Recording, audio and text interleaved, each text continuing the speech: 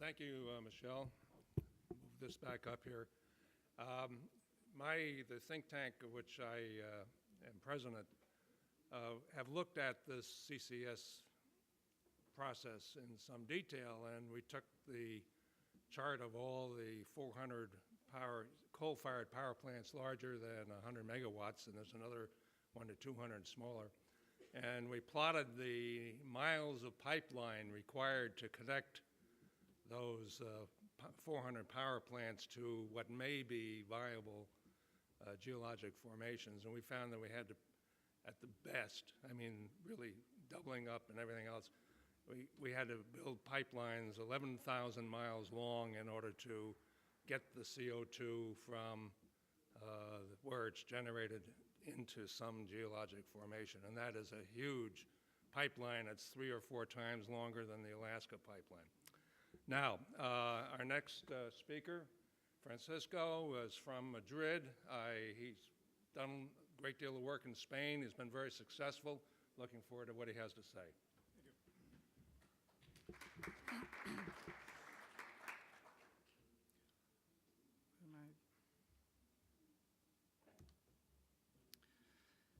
Many, many years ago, in a galaxy far, far away, wait, there might be a mistake here because the music is lacking, but this sounds like Star Wars. But actually, many, many years ago, like 20-something years ago, I was younger with more hair, and I was in Spain, which is at least an ocean away, so quite far away. And I was studying physics, and I had to decide my specialty. And I decided astrophysics, which is interesting because it has to do with what we're discussing here. But what is more interesting is what I did not choose, what I had very clear that I would never choose. It is atmospheric physics or climate science then. It was not glamorous at all then, as it is now.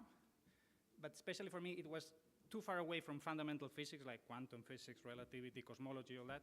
And it was too complex, too complicated. Then some years ago, 4 years ago, we started a free market think tank in Spain, the Instituto Juan de Mariana, and we did some work on the Kyoto Protocol, and our boss, Gabriel Calzada, asked me, since I'm the only physicist in the group, to take a look at climate change. And after hundreds of hours reading about climate change, I can only say it's awfully complicated.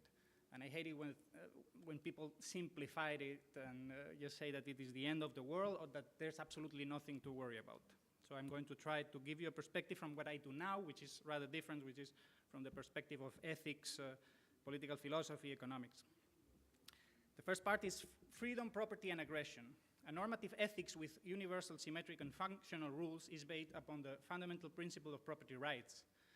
The ethics of freedom and property rights is the natural law, the system of norms adequate to human nature that permits harmonious and peaceful social coexistence and development by avoiding, minimizing, or solving conflicts as much as humanly possible.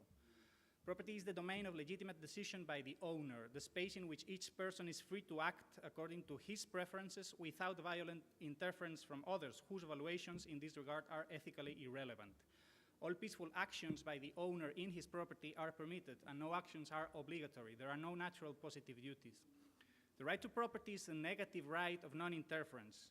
Humans do not have natural positive rights that imply that others must do something for them, and there are no natural duties toward others, present or future. Positive rights and duties arise by means of contracts.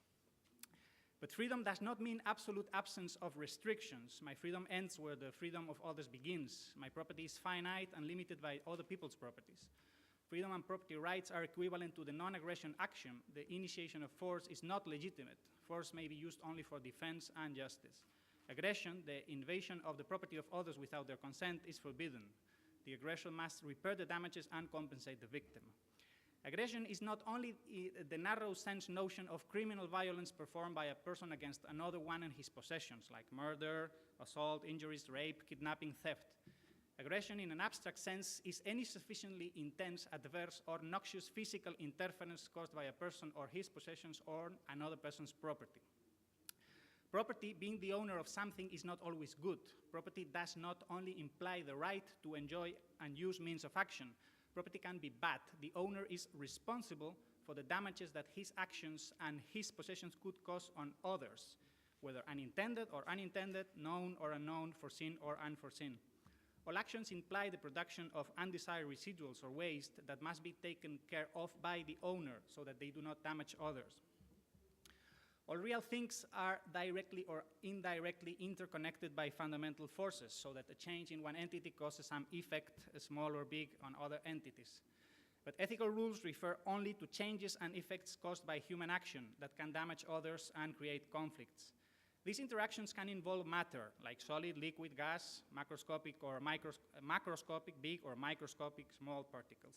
Energy, like heat, electromagnetic waves, pressure waves, or alterations of natural environmental conditions, phenomena like luminosity, pressure, temperature, winds, humidity.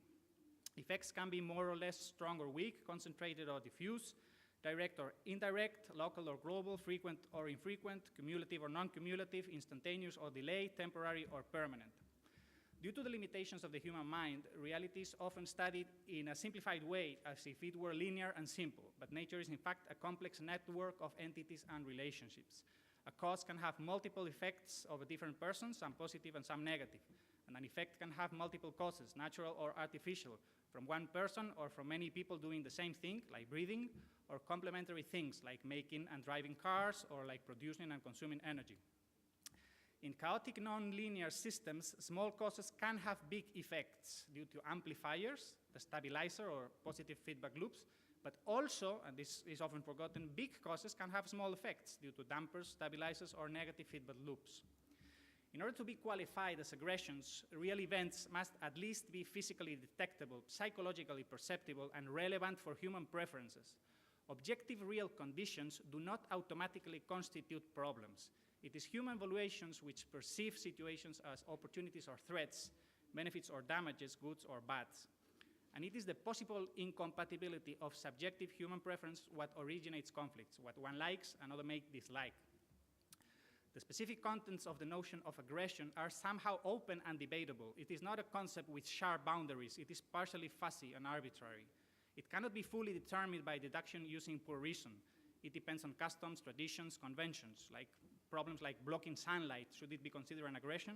Or high-intensity lights, when will it be an aggression? High-volume sounds or pollutants. Some objective criteria can be used to determine whether an event is more adequately considered an aggression or not, like intensity, directness, extension, duration, accumulation.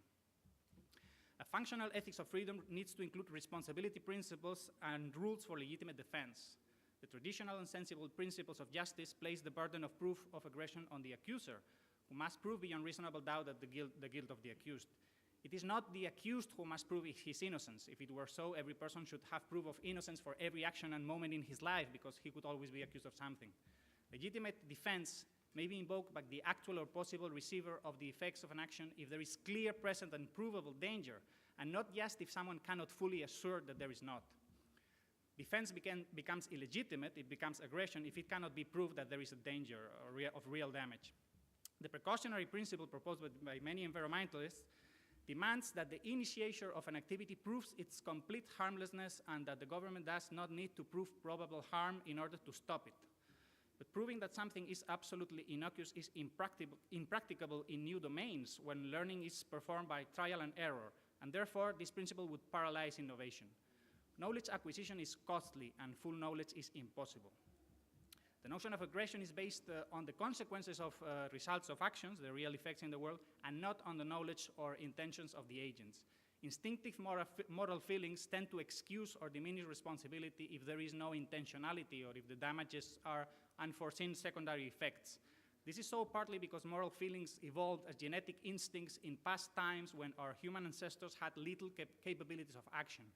But with capital and technological accumulation, it is necessary to demand responsible use of powerful tools and warn persons that their ignorance or lack of foresight will not excuse them for the damages they might cause. These kind of rules provide incentives for agents to fully consider all possible consequences of their actions, and not only the ones they intend to achieve, because they will be judged according to the real effects of their actions.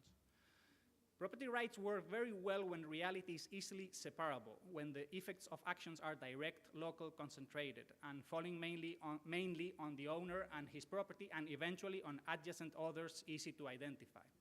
But elements of reality are often intertwined in messy ways. Solid macroscopic objects tend to stay in their stable positions, but fluids, like liquids and especially gases, tend to move, and photons and thermal energy tends to flow. They spread and cross legal boundaries unless stopped by some physical barrier. Externalities are effects of actions of an agent on the property of others. They can be positive, like gifts, not forbidden and not obligatory, or negative. An aggression is a negative externality. Diffuse negative externalities are problematic and difficult to regulate. Many victims could suffer a very small nuisance or loss from the actions of one agent. It might seem ridiculous to consider illegitimate actions that produce such small effects, and it would be very costly for each of the victims to demand the agent to stop or compensate them. Externalities can become important due to the cumulative and persistent effects of small actions of many agents. In a clear aggression, it is possible and relatively easy to determine who is doing what to whom, who must be stopped, or who must compensate whom for what. But in diffuse externalities, it can be very difficult to determine and connect agents, actions, effects, and receivers of effects. Since aggressions imply damage, it might be naively considered that it is better to make it a very inclusive notion so that many losses are avoided. But accepting that something is an aggression and forbidding it has consequences that might be worse than simply tolerating it. The more actions are considered legitimate aggressions, the more use of force is justified.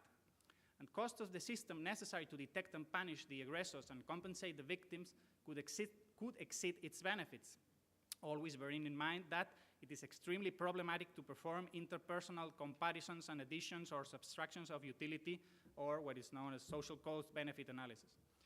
It might be better to learn to live with some changing realities, to adapt to them, than to try to avoid them, especially because humans are good, very good at adaptation, by means of which they have colonized most of the planet with very different environmental conditions. Automatically giving the state the responsibility to deal with diffuse negative externalities can be a huge mistake. The state is the monopoly of jurisdiction and violence, and it is often illegitimate, as you can see with dictators or even democratic leaders according to anarchists, and very inefficient and possibly corrupt, because they lack motivation or incentives, and they lack knowledge. This is called the impossibility of socialism, very studied by Austrians, and public choice theory. What is often called market failure is often just the result of inadequate determination of property rights. Markets are never perfect because human beings are limited in their abilities. Proposing that the state fixes alleged problems that individuals cannot solve freely seems to forget that the state is also made up of humans, and perhaps not the best ones. As Hayek said, the worst might get to the top, and bureaucrats are not disinterested angels. Now, more dealing directly with climate change. Ethics concerns only human beings. There is no natural duty to preserve the environment, which has no intrinsic value, because valuations are products of the mental activity of cognitive emotional agents. Contamination above certain levels is usually considered an illegitimate aggression because pollutants directly damage human beings and have no beneficial effects. But climate change being related to the environment, it is very different from contamination.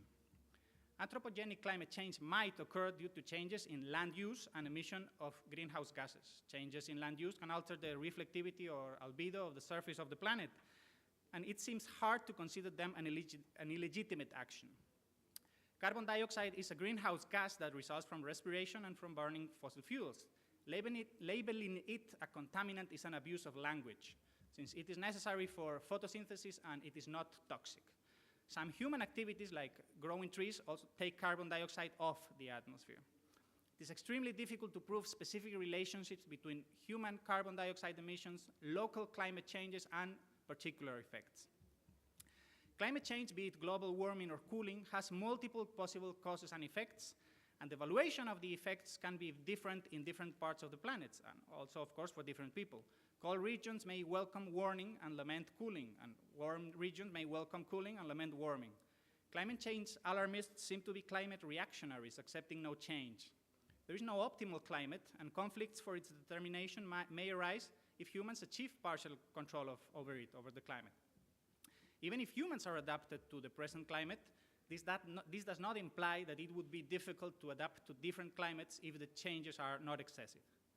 Climate change could happen quickly on a geological scale, but it is slow on a human scale, permitting informed adaptation and planning for the future. Climate change mitigation policies have certain huge costs in the present and would provide uncertain small benefits in the future. The relatively poor of today would sacrifice to help the relatively rich of tomorrow.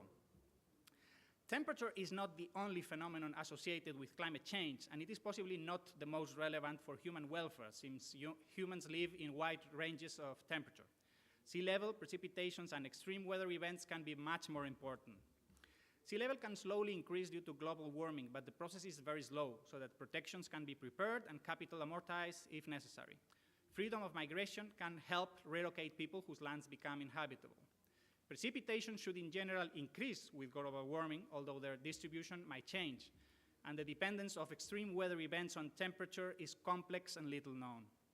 For almost all human problems associated with global warming, the influence of climate on them is usually small if compared with other more important factors that can be more easily and efficiently dealt with. Climate change alarmists seem to ignore relatively simple solutions for the problems they raise. Humans are proactive. They do not passively submit to natural influences, and the avoidance of climate change is not necessarily the best option. For instance, fresh water is a problem where there are no property rights, markets, and prices for water. Tropical diseases depend strongly on socioeconomic conditions, and developed nations are poor mostly due to inadequate social institutions, not because of environmental conditions. Heat waves can be dealt with by means of proper air conditioning, and global warming would reduce cold waves and their associated deaths, which Lombard says are more than the ones associated with heat waves. The extinction of species is mostly due to habitat destruction or invasion by humans, or direct killing, hunting, or fishing. Global warming catastrophes seem to forget other more important and urgent issues which compete for the allocation of the scarce resources demanded for climate change mitigation. It is preposterous to declare global warming the worst problem for mankind when there is war, hunger, sickness, poverty. For some radical environmentalists and many politicians, climate change is the most important problem for human civilization, and they pretend to speak in the name of all mankind.